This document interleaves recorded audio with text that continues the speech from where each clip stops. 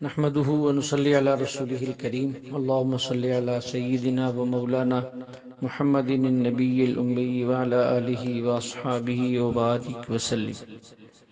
میری معزز خواتین و حضرات، ہمارا آج کا درس دو صورتوں پر مشتمل ہے۔ پہلی صورت قاف اور دوسری صورت والذاریات۔ صورت قاف، قاف والقرآن المجید، حرف قاف سے شروع ہو رہی ہے۔ یہ حروف متشابہات میں سے ہے جس کے معنی کو اللہ ہی جانتے ہیں۔ صورت قاف بڑی اہم صورت ہے۔ حضرت ام ہشام بنت حارثہ رضی اللہ عنہ فرماتی ہیں کہ ہمارا گھر حضور علیہ السلام کے گھر کے ساتھ تھا۔ 2 سال تک ہمارا تنور بھی ایک ہی رہا۔ جس تنور میں آپ علیہ السلام کی روٹیاں پکتی تھیں اسی میں ہماری بھی روٹیاں پکتی تھیں۔ تو مجھے صورت قاف آپ علیہ السلام کی زبان مبارک سے سن سن کر یاد ہو گئی، کیونکہ جمعے کے دن خطبہ جمعہ میں آپ عموماً صورت قاف پڑھتے تھے، اور آپ علیہ السلام عیدین کی نماز میں بھی کبھی صورت قاف پڑھا کرتے تھے۔ بعض روایات میں ہے کہ نماز فجر میں بھی آپ بکثرت صورت قاف کی تلاوت کیا کرتے تھے، لیکن یہ آپ علیہ السلام کا خاص اعجاز تھا کہ لمبی صورتوں کے باوجود بھی آپ کی نماز لوگوں کو ہلکی پھلکی محسوس ہوتی تھی۔ بل عجیبوا ان جاءهم منذر منهم فقال الكافرون هذا شيء عجاب۔ یہاں کافروں کے 2 تعجبات کا ذکر ہے کہ ان کو 2 باتوں پر تعجب تھا۔ ایک تو تعجب انہیں اس بات پر تھا کہ ہماری طرف ہم میں سے ہی ایک انسان کو ڈرانے والا بنا کر بھیجا گیا ہے۔ دوسرا تعجب انہیں یہ تھا کہ جب ہم مر جائیں گے، مٹی ہو جائیں گے، ریزہ ریزہ ہو جائیں گے، تو دوبارہ کیسے اٹھائے جائیں گے۔ تو یہ 2 تعجب تھے ان کو، اس لیے کہتے ہیں فقال الکافرون ھذا شیء عجیب، کہ یہ عجیب بات ہے۔ تو ان کو 2 تعجب تھے۔ پہلا تعجب یہ تھا کہ نبی کے بشر ہونے پر تعجب تھا، دوسرا اس بات پر کہ وہ دوبارہ اٹھائے جائیں گے۔ تو حضور علیہ السلام کے دور کے مشرک اور ہمارے زمانے کے اہل بدعت، جن میں سے بہت سارے شرک میں گھس چکے ہیں اور بہت سارے شرک کے قریب پہنچ چکے ہیں، دونوں کی فکر ملتی جلتی ہے۔ وہ سمجھتے تھے کہ نبی بشر نہیں ہو سکتا، اور یہ بھی سمجھتے ہیں کہ نبی بشر نہیں ہو سکتا۔ فرق صرف دونوں میں یہ ہے، ان کا اہل مکہ کا مشاہدہ تھا، ان کا مشاہدہ نہیں ہے۔ اس لیے مشاہدے کی بنیاد پر انہوں نے اللہ کے نبی کو بشر تو مانا لیکن نبی نہیں مانا۔ اور یہ ہمارے زمانے کے لوگ یہ آپ علیہ السلام کو نبی تو مانتے ہیں لیکن بشر نہیں مانتے، جبکہ اہل السنہ والجماعت کا عقیدہ یہ ہے کہ انبیاء علیہ السلام بشر بھی ہوتے ہیں، نبی بھی ہوتے ہیں۔ یہ دونوں صفتیں انبیاء علیہ السلام کی ہیں۔ دوسرا اللہ فرماتے قد علمنا ما تنقص الارض منهم وعندنا کتاب حفیظ۔ اللہ فرماتے تم اٹھنے کی بات کرتے ہو کہ ہمیں کیسے اٹھایا جائے گا جب مر جائیں گے، مٹی ہو جائے گی، تمہارے جسم کو مٹی کھا جائے گی۔ اللہ فرماتے ہمیں تو ایک ایک ذرے کا پتہ ہے، تمہارے جسم کا کون سا اعضاء کم ہو رہا ہے، اس کو مٹی نے کتنا کھایا، کتنے جو ہے وہ کتنے انچ، کتنے سوتر، اور کتنے جو ہے وہ سب سے کم چھوٹے پیمانے کو بھی اگر آپ لے لیں، کون سا اعضاء کم ہو رہا ہے، کون سا نہیں ہو رہا، کون سا کس حال میں ہے، سب ہمارے پاس لوح محفوظ میں ہے۔ اس لیے کہ انسان کے جو اعضاء ہیں، جسم کے جو اعضاء ہیں، ان سب کو نہیں مٹی کھاتی، ان میں سے بہت سے اعضاء ایسے ہیں کو مٹی نہیں کھاتی۔ ریڑھ کی ہڈی جو انسان کے جسم کا جزو اصلی ہے اسے مٹی نہیں کھاتی، ایسی اور بہت ساری ایسی ہڈیاں ہیں جن کو مٹی نہیں کھاتی۔ بہت سی آپ قبروں کو دیکھیں گے پرانی قدیم کھلی ہوں گی، وہاں بہت سی ہڈیاں بکھری ہوتی ہیں۔ ہر چیز کو نہیں، بعض اعضاء کو مٹی کھاتی ہے اور بعض اعضاء کو مٹی نہیں کھاتی۔ اللہ فرماتے بل کذبوا بالحق لما جاءهم فهم في امر مریج۔ انہیں تعجب نہیں ہے، بلکہ اصل بات یہ ہے ان لوگوں کے پاس جب سچی بات اور حق بات آ گئی تو انہوں نے اسی وقت جھٹلا دیا۔ اب صرف یہ تعجب نہیں کر رہے بلکہ یہ تکذیب بھی کر رہے ہیں، تعجب کے بعد انکار بھی کر رہے ہیں۔ بعض دفعہ بندے کو کسی چیز پر تعجب تو ہوتا ہے لیکن بندہ انکار نہیں کرتا۔ بندہ ایک درخت دیکھتا ہے اور تعجب ہوتا ہے کہ اتنا بڑا درخت، اتنا بڑا درخت، اتنا قدیم درخت۔ ہم 4 سال پہلے ازبکستان گئے اور سمرقند کے علاقے میں اور اس کے بھی اوپر کے علاقے میں گئے، وہاں بڑے بڑے درخت دیکھے۔ تو لوگ بتاتے تھے کہ وہ جو فاتح تھا اس زمانے کا تیمور لنگ، جب وہ ایک علاقہ فتح کر کے آتا ایک درخت لگا دیتا، اور ملک فتح کرتا اور درخت لگا دیتا، یہ اسی کے لگائے ہوئے درخت ہے۔ اب صدیاں بیت گئی ہیں تو یہ تعجب تو ہے، لیکن اس کا انکار تو کوئی نہیں کرتا۔ ایسی بعض بندہ بڑا عمدہ پھل دیکھتا ہے یا کھاتا ہے تو اس تعجب ہوتا ہے کہ یار کیسا پھل ہے، لیکن انکار نہیں کرتا۔ اور یہ عجیب لوگ ہیں کافر، تعجب بھی کرتے ہیں اور انکار بھی کرتے ہیں۔ اب وہ لوگ جو تعجب کرتے تھے، انکار بھی کرتے تھے کہ اللہ ہمارے وجود کو دوبارہ کیسے پیدا کریں گے، تو انکار کی دو وجہ ہو سکتی ہیں۔ نمبر ایک یہ، یا تو یہ وجہ ہو سکتی ہے کہ انسان کے جسم میں موجود ہونے کی صلاحیت ہی نہیں ہے، تو یہ وجہ تو غلط ہے۔ انسان کے جسم میں موجود ہونے کی صلاحیت ہے، اس لیے تو یہ موجود ہے۔ اور دوسری وجہ یہ ہو سکتی ہے کہ وہ کہیں کہ اللہ اس پہ قادر نہیں ہے، اللہ دوبارہ اٹھائے جانے پہ قادر نہیں ہے، دوسری وجہ یہ بھی ہو سکتی ہے۔ تو اللہ نے اس دوسری وجہ کی تردید کی کہ تم بس اتنی سی بات سے گھبرا گئے ہو کہ یہ مر جائیں گے، ہم مر جائیں گے، مٹی ہو جائیں گے، ہڈیاں ریزہ ہو جائیں گی، دوبارہ کیسے اٹھائیں گے؟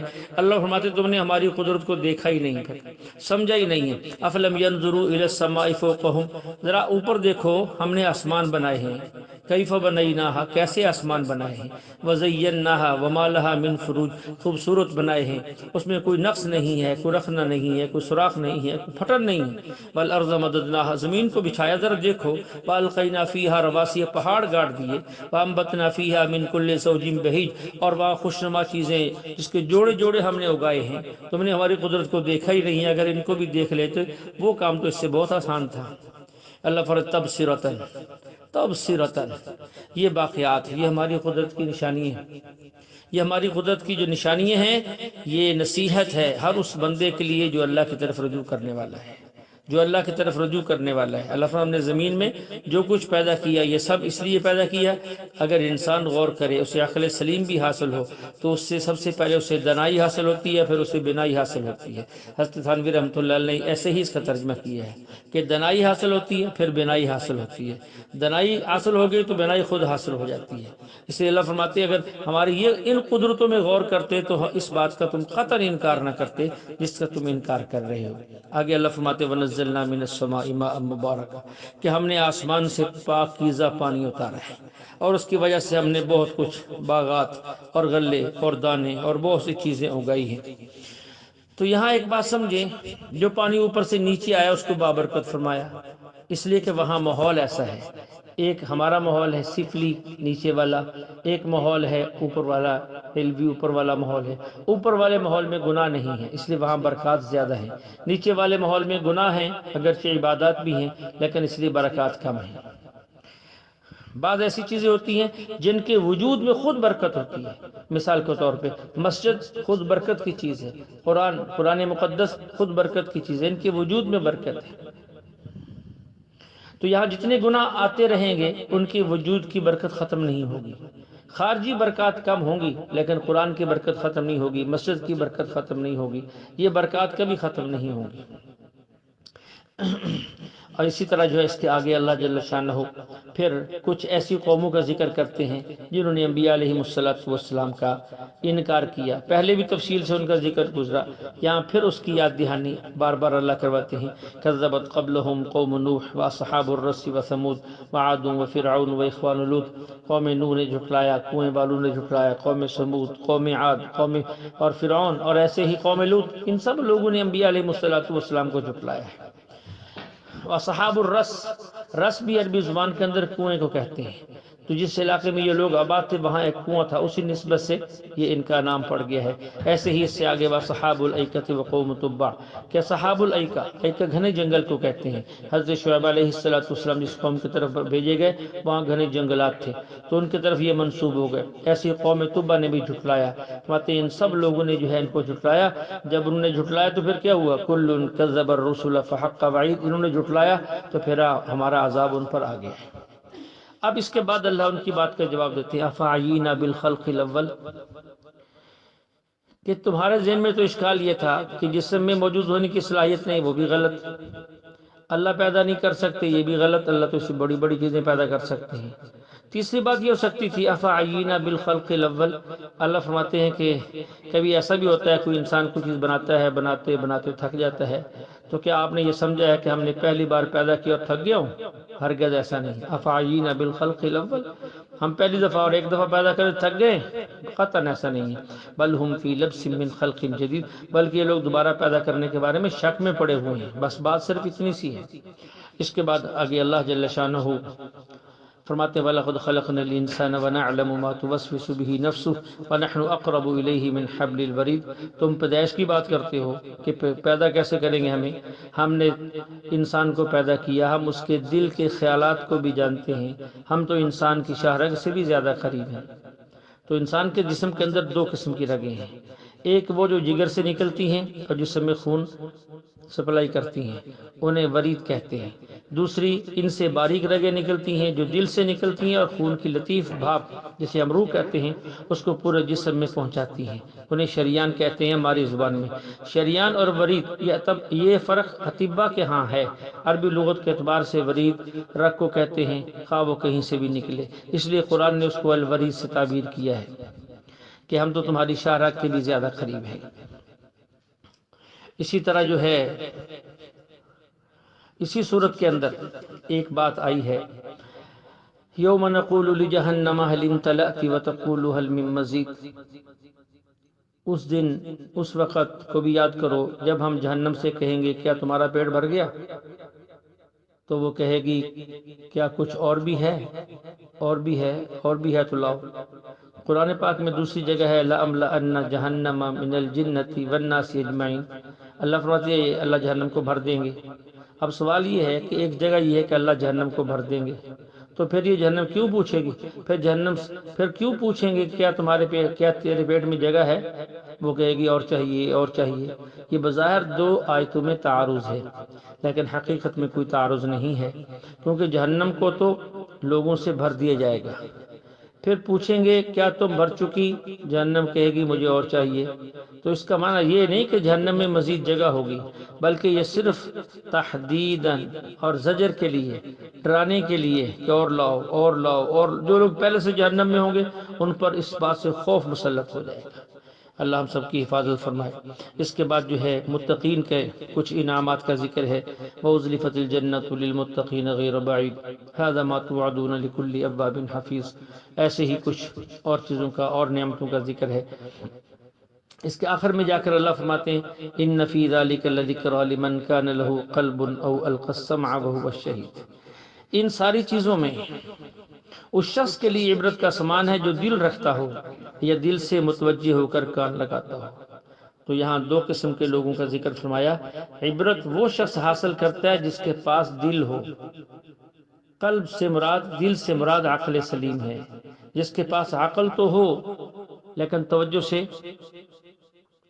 جس کے پاس عقل تو کم ہو لیکن توجہ سے سنتا ہو، وہ بھی بات کو پا لیتا ہے۔ قاضی ثناء اللہ صاحب پانی پتی رحمۃ اللہ علیہ اپنی مشہور زمانہ تفسیر مظہری میں لکھتے ہیں کہ یہاں دو قسم کے بندوں کا ذکر ہے، ایک فرمایا لمن کان لہ قلب، وہ لوگ جو مشائخ ہیں، مشائخ، اور دوسرا فرمایا او القی السمع وهو شہید، جو سالکین ہیں۔ ایک ہوتا ہے بڑے مقام پر فیض ہونا، ایک ہوتا ہے اس کے پیچھے چلنے والا۔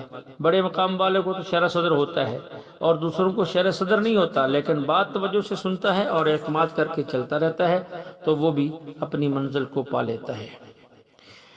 اسی طرح دوسری صورت جو ہے وہ صورت والذاریات ہے، اس کے بالکل شروع کے اندر اللہ فرماتے ہیں والذاریات ذروا فالحاملات وقرا فالجاریات یسرا فالمقسمات امرا۔ اللہ رب العزت نے شروع میں تین قسم کی مخلوقات کی قسمیں کھائی ہیں۔ ایک مخلوق وہ ہے جو ارضی ہے، زمینی، اور ایک مخلوق فضائی ہے، اور ایک مخلوق سماوی یعنی آسمانی ہے۔ فرمایا والذاریات ذروا، قسم ہے ان ہواؤں کی جو گرد و غبار کو اڑاتی ہیں، فالحاملات وقرا، پھر ان بادلوں کی جو بوجھ اٹھاتے ہیں، فالجاریات یسرا، پھر ان کشتیوں کی جو آسانی سے چلتی ہیں، فالمقسمات امرا، اور فرشتوں کی جو اللہ کے حکم سے چیزیں تقسیم کرتے ہیں۔ یہ فرشتے یہ آسمانی مخلوق ہے، ہوائیں اور کشتیاں یہ ارضی مخلوق ہے، درمیان میں بادل یہ فضائی مخلوق ہیں۔ اللہ نے ان تینوں کی قسم کھائی، پھر اللہ فرماتے انما توعدون لصادق وان الدین لواقع، جو وعدہ ہم نے تمہارے ساتھ کیا ہے وہ سچا ہے، اور وہ دن آنے والا ہے جس میں جزا اور سزا ہوگی، نیکیوں کا اچھا بدلہ، برائیوں کی سزا ملے گی۔ تو اللہ جل شان جب بھی قسم اٹھاتے ہیں، اللہ کو قسم کھانے کی ضرورت نہیں ہے، قسم اٹھانے کا مطلب یہ ہوتا ہے کہ اس کے بعد آنے والی بات کو مزید پختہ کیا جائے۔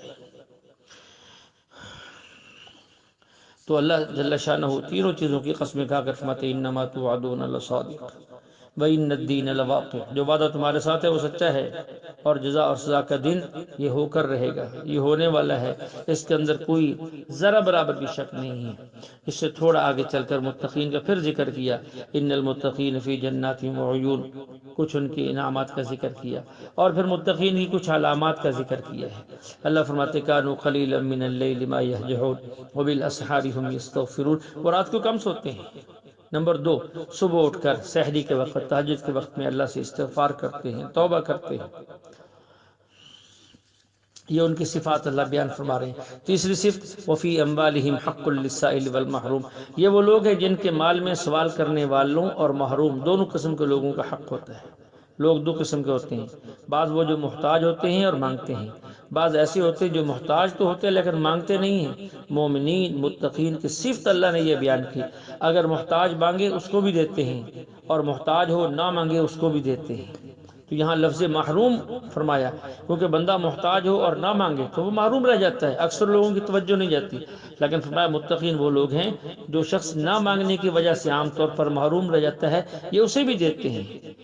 تو یہ لوگ صرف مانگنے والے کو نہیں دیکھتے بلکہ تلاش کرتے ہیں مستحق کون ہے، تو یہ کسی کو بھی ضائع نہیں ہونے دیتے۔ اور دوسرا اس آیت کے اندر ایک عجیب لفظ ہے، عجیب اس کا مطلب ہے، فرمایا وفی اموالہم حق، یہ لوگ صدقات اس طرح دیتے ہیں جیسے ان کے مال میں ان غریبوں کا حق ہو، اور یہ سمجھتے ہیں کہ ہم اس حق کو ادا کرتے ہیں جو ان کا حق ہے۔ مطلب یہ کہ یہ لوگ انتظار نہیں کرتے کہ جب کوئی مانگنے والا آئے گا تو پھر دیں گے، بلکہ نہیں، نہ مانگے اور محتاج ہو تب بھی یہ جا کر دیتے ہیں۔ فرماتے وفی الارض آیات للموقنین، جو اللہ کی ذات پر یقین رکھتے ہیں ان کے لیے زمین میں اور بھی بہت ساری نشانیاں ہیں، ایمان۔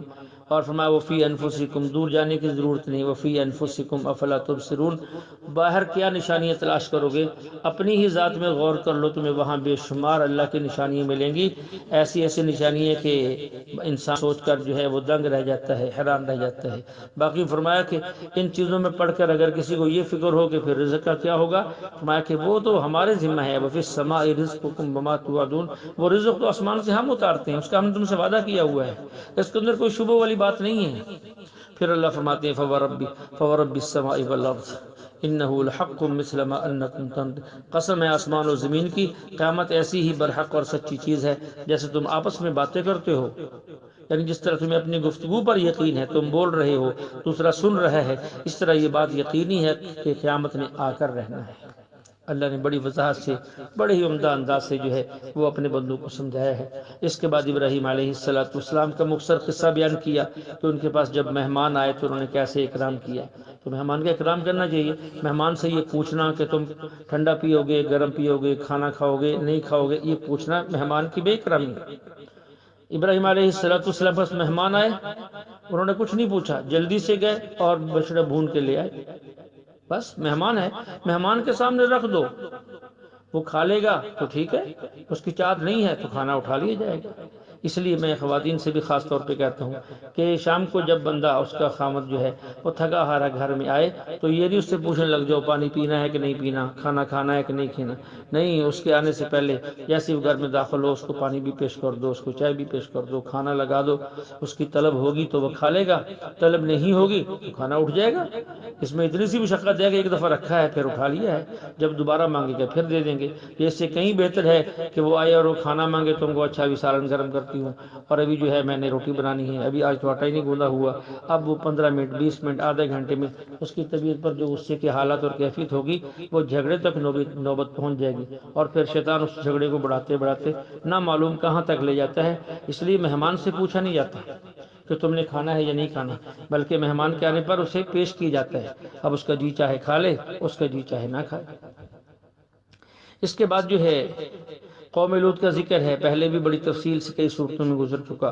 قال فما خطبكم ایھا المرسلون قالوا انا ارسلنا الى قوم مجرمين لنرسل عليهم حجارة من طين مسومة عند ربك للمسرفين۔ نشان لگے ہوئے پتھر اللہ نے ان کے اوپر برسائے۔ اللہ فرماتے فاخرجنا من كان فيها من المؤمنين فما وجدنا فيها غير بيت من المسلمين۔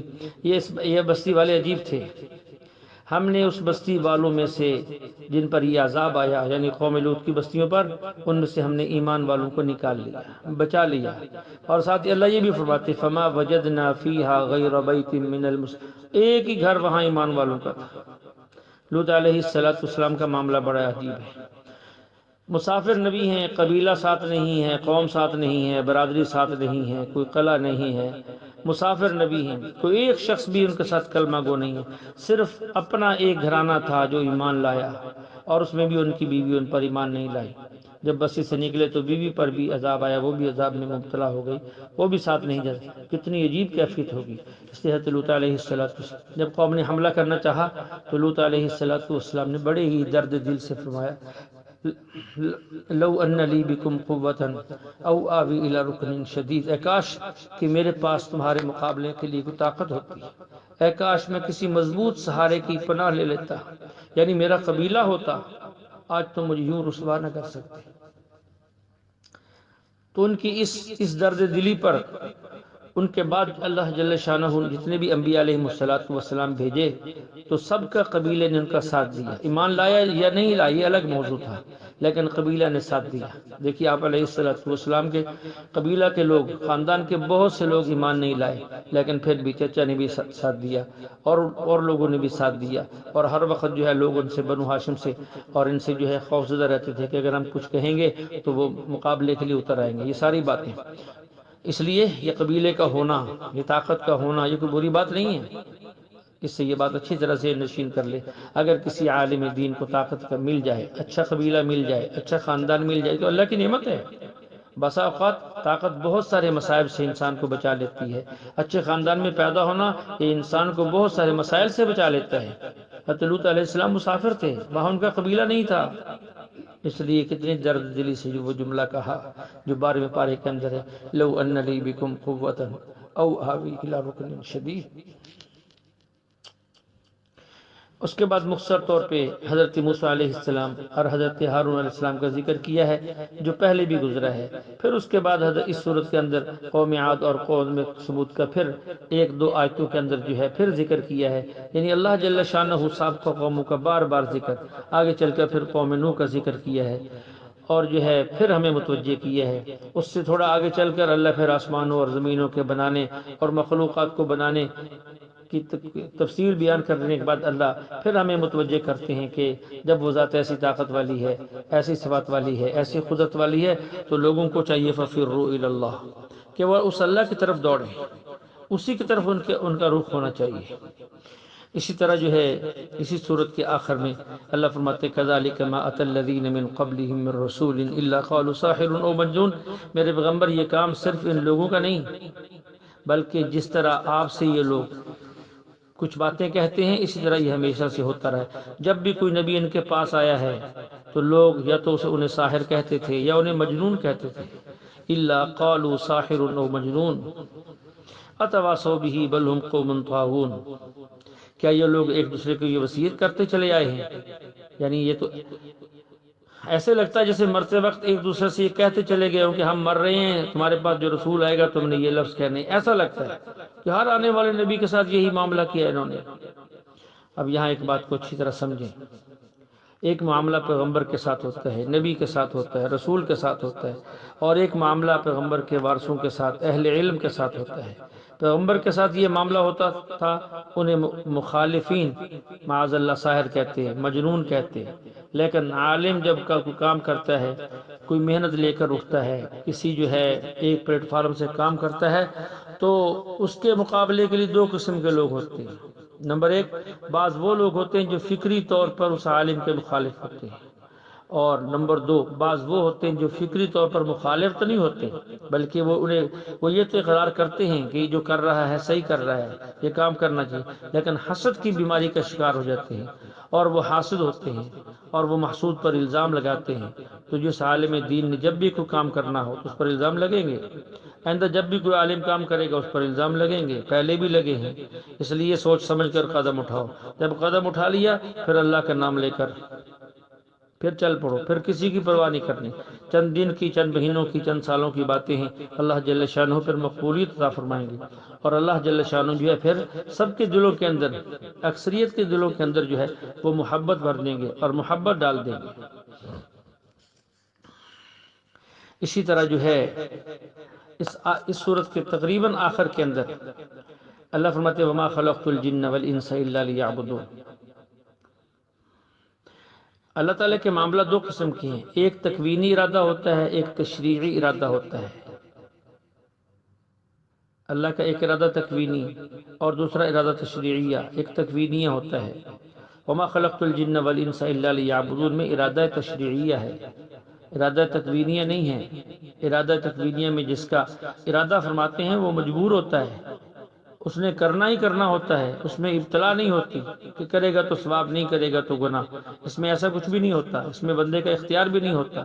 تو ارادہ تکوینیہ میں نہ اختیار ہوتا ہے نہ ابتلا ہوتی ہے، لیکن ارادہ تشریعیہ کے اندر جو ہے وہ یہ باتیں ہوتی ہیں کہ انسان کرے گا، نیکی کرنا چاہے تو نیکی کر سکتا ہے، غلط راستے پہ چلنا چاہے تو ادھر چل سکتا ہے، نیکی کرے گا تو اجر ملے گا، برائی کرے گا، نافرمانی کرے گا تو اسے سزا ہوگی، یہ ساری باتیں۔ اب یہاں ایک بات چلتے چلتے یہ ذہن میں آئی کہ یہاں تو یہ بات بیان کی جا رہی ہے وما خلقت الجن، کہ ہم نے جنوں اور انسانوں کو نہیں پیدا کیا مگر اپنی عبادت کے لیے۔ کہتے ہیں عبادت کے لیے پیدا کیا ہے، اس کا سبب یہ ہے۔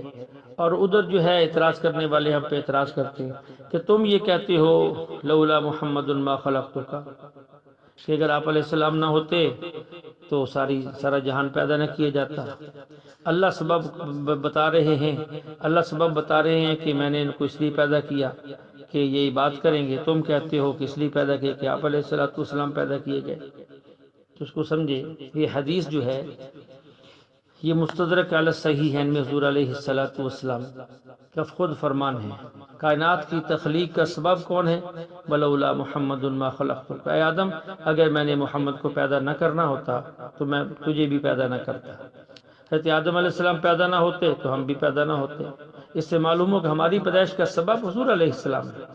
اب اس حدیث کے خلاف بعض لوگ قرآن کی آیت پیش کرتے ہیں وما خلقت الجن والانس الا لیعبدون، اور حدیث پاک میں ہے ولولا محمد ما خلقتک، کہتے ہیں جی حدیث آیت کے خلاف ہے لہذا یہ حدیث قابل قبول نہیں ہے۔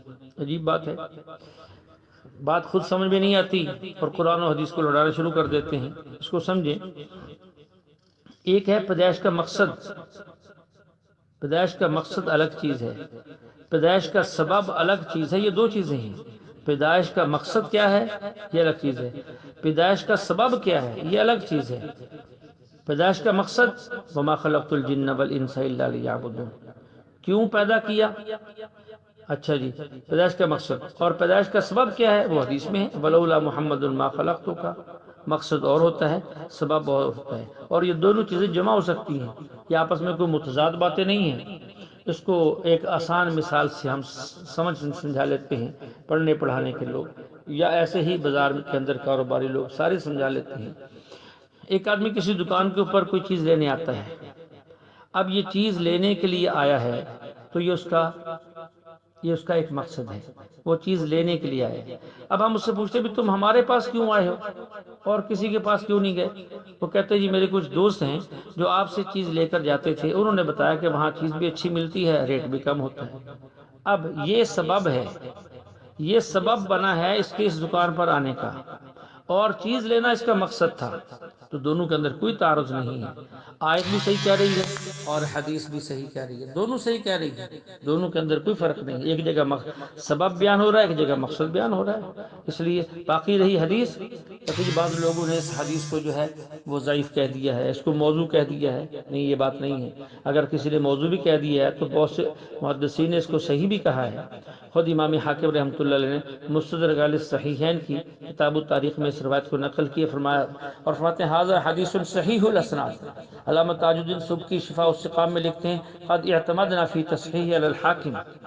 ایسے ہی خود تھانوی رحمۃ اللہ علیہ فرماتے ہیں، جو امداد الفتاوی میں لکھا، علامہ ظفر عثمانی رحمۃ اللہ اس حدیث کے بارے میں لکھتے ہیں کہ حدیث توسل آدم علیہ السلام بسیدنا محمد علیہ السلام کی صحیح سند سے یہ ثابت بھی ہے اور مرفوع بھی ہے۔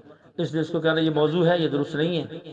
کسی دیکھی ہے کسی حدیث کو موضوع کہنا یا ضعیف کہنا، یہ نہ اللہ کا حکم ہے نہ نبی کا فرمان ہے، یہ اجتہادی بات ہے۔ اگر کسی نے اپنے اجتہاد کی بنا پر اس کو موضوع کہہ دیا یا ضعیف کہہ دیا، اور دوسرے نے اپنے اجتہاد کی بنا پر اس کو صحیح کہہ دیا، تو جو اجتہادی چیز ہوتی ہے اس کو رد نہیں کیا جاتا۔ یہ نہیں اس نے یہ کہہ دیا ہے اور باقی کیا کہہ رہے ہیں، بھئی اس نے کون سی وحی نقل کی ہے جس نے موضوع کہا ہے، اس کا بھی تو اپنا اجتہاد ہے۔ اس کے مقابلے میں دیکھیں گے باقی مشائخ کیا کہہ رہے ہیں، وہ اس کو صحیح کہہ رہے ہیں کہ نہیں کہہ رہے، وزن کس کی بات کے اندر زیادہ ہے۔ تو اس لیے اجتہادی بات کو رد نہیں کیا جاتا، اور نہ ہی اجتہادی بات کی وجہ سے کوئی ایک طرفہ فیصلہ کیا جاتا ہے۔ اللہ جل شانہ ہمیں سمجھ عطا فرمائے اور قرآن مقدس کی پوری سوجھ بوجھ عطا فرمائے۔ وآخر دعوانا الحمدللہ رب العالمین۔